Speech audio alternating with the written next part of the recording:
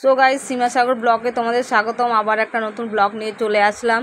আর আজকে রথযাত্রা শুভ হোক সবার রথযাত্রা। আর সবাই ভালো থেকো, সুস্থ থাকো, এটাই কামনা করি জগন্নাথের কাছে। তো আজকে চলে আসলাম মেলাতে। আমাদের নাগের বাজারে মেলা ছিল। প্রতি বছর এই মেলাটা হয়, প্রতি বছরই খুব খুব ভিড় হয়। তো আমার আসা হয়নি কোনো বছরেই। এই বছরে মানে রথের মেলা দেখতে আর রথ দেখতে আসলাম। আর এই দেখো এখানে যে একটা রথ দাঁড়িয়ে রয়েছে, এটা খুব জাগ্রত রথ বলা হয়। এটা মানে সবাই পুজো দিচ্ছিল, যে যা মানসিক করে বলে পূর্ণ হয়। তো আমি জানি না, আমি কোনো দিন দেখিনি বা মানে আসিনি, তো এর জন্য হয়তো দেখিনি বা শুনিনি। সবাই দেখছিলাম পুজো দিচ্ছিল।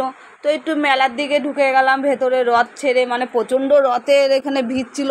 তো ওইখানে রথটা ছেড়ে ভেতরে মেলার দিকে এলাম।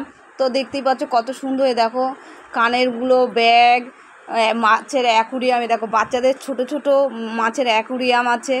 খুব সুন্দর লাগছিলো মাছের অ্যাকুরিয়ামটা দেখতে। আর আমি এখানে অনেকক্ষণ দাঁড়িয়েছিলাম, মানে এত সুন্দর ছোট ছোট মাছের অ্যাকুরিয়ামগুলো দেখতে লাগছিলো। তো দেখতেই পাচ্ছ প্রচণ্ড ভিড়। আর লোকজন দেখে তোমরা বুঝতে পারছো ভিড়। আচ্ছা, আর যেমনি ভিড় তেমনি গরম, বাবা। তো এই ভিড় কাটিয়ে আমরা চলে আসলাম মেলার ভেতর দিকেই। আরেকটু দেখো এখানে কত সুন্দর কানের, আর এইদিকে বাচ্চাদের ছোটো ছোটো লাভ বেলুনগুলো দেখতে খুবই ভালো লাগছিলো। তো লাভ বেলুন দেখে আমরা চলে আসলাম এইখানটায়। দেখো এখানটায় জল মানে জল সাপ্লাই করছিলো, ঠান্ডা জল। তো আমরা সবাই মিলে একটু ঠান্ডা জল খেয়ে নিলাম। ঠান্ডা জল খেয়ে দেখো এখানে দৃশ্যটা কত সুন্দর, ওগুলো ঘাস দিয়ে বানানো, খুবই সুন্দর লাগছিলো পরিবেশটা। মানে এটা সবসময় তোমরা দেখতে পারবে, ঘাসের এই ডিজাইনটা এটা সবসময় থাকে, এই মেলার জন্য না, এটা সবসময়ের জন্য এই জিনিসটা থাকে। তোমরা এখানে নাগের বাজার আসলেই দেখতে পারবে। তো আমরা আস্তে আস্তে ভেতর দিকে এগোতে তারপরে ফোন চলে আসলো সাগর বাবা বলছে তোমরা কোথায় যাচ্ছ? আমরা বললাম এখানেই আছি।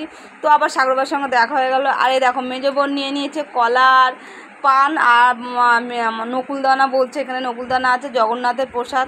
তো বোন এখানে পুজো দেওয়ার জন্য আবার সামনের দিকে যাচ্ছে রথের কাছে। তো বোন হাত পায়নি, দেখো বোনের ছেলে শুভ, ও মন্দিরে রথে ব্রাহ্মণকে দিয়ে দিচ্ছে পুজো দেওয়ার জন্য। আমি আগেই বলেছি এই রথটা খুব জাগ্রত, সবাই পুজো দিচ্ছিল।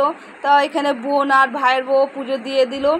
আমরা মানে আমি আর দিইনি, কারণ আমাদের তো ভাসুর মারা গেছে, কাল ওষুধ আছে, বা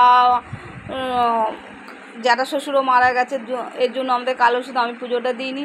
তো এই পুজো টুজো দিয়ে এবার ভেতর দিকে যাক, চলো ভেতরে, মানে রাস্তার দিকে হেঁটে যাচ্ছিলাম। দেখো আগে সুষমা। আর এখানে দেখো খিচুড়ির লাইন, এখানে মানে খুব জাগ্রত বললাম রথটা, এখানে খিচুড়ি দেয়।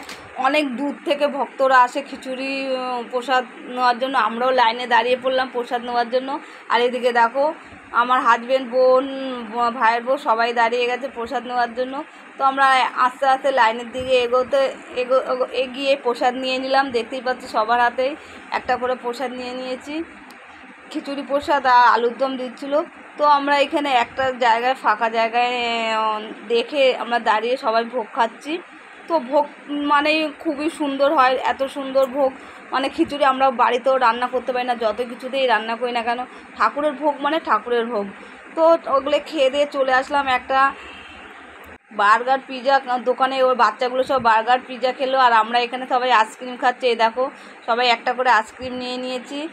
আর তারপরে আবার চলে আসলাম ফুচকার দোকানে ফুচকা খাওয়ার জন্য। আবার ফুচকার দোকানে ফুচকার লাইন দিয়েছি। তার আগে পাঁপড় ভাজা খেয়ে নিয়েছি, বোন পাঁপড় ভাজা খাইছে। তো আবার চলে আসলাম আমাদের পাড়ায়। দেখো আমাদের পাড়ায়ও রথ ঢুকে গেছিলো, বড় একটা রথ। তো আমি এখানেও ভিডিওটা করে মানে চলে আসলাম আমাদের পাড়ার ভিডিও করতে। তো ভিডিওটা কেমন লাগলো, ভালো লাগলে লাইক শেয়ার কমেন্ট করে জানিও। আমার চ্যানেল সাবস্ক্রাইব করো। নতুন